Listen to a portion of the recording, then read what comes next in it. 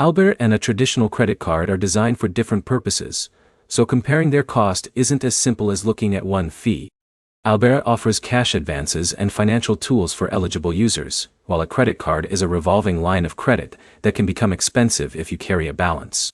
By the end of this video, you'll know when Albert is likely to cost less, when a credit card can be the cheaper option, and how to choose between them.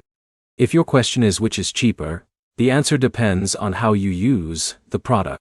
Albert isn't a credit card, and a credit card isn't a cash advance app. Each has its own costs, terms, and repayment structure. Let's start with Albert. Albert provides cash advances to eligible users through its mobile app. Before requesting an advance, you should review any membership requirements, optional services, transfer options, or other applicable charges associated with your account. Because Albert isn't a traditional lender, the overall experience is different from borrowing on a credit card.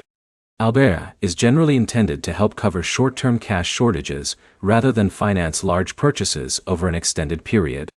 Now compare that with a traditional credit card. A credit card lets you borrow up to your available credit limit and repay the balance over time.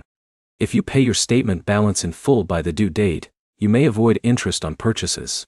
If you carry a balance from month to month, interest charges can increase the total cost of what you borrowed.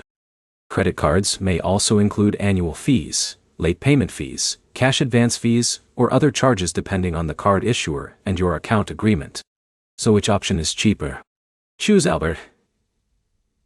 If you need a short-term cash advance, and you're eligible for the app's services, just make sure you understand any applicable account costs before requesting funds.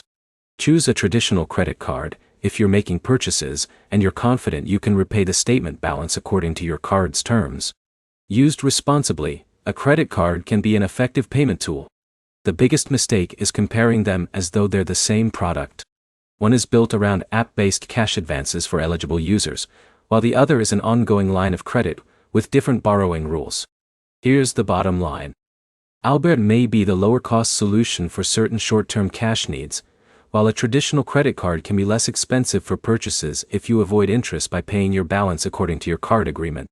Your next step is to compare the complete costs, repayment terms, and features before choosing either option. If this comparison helped you understand the differences, like the video and subscribe for more comparisons of financial apps, banking tools, and everyday borrowing options.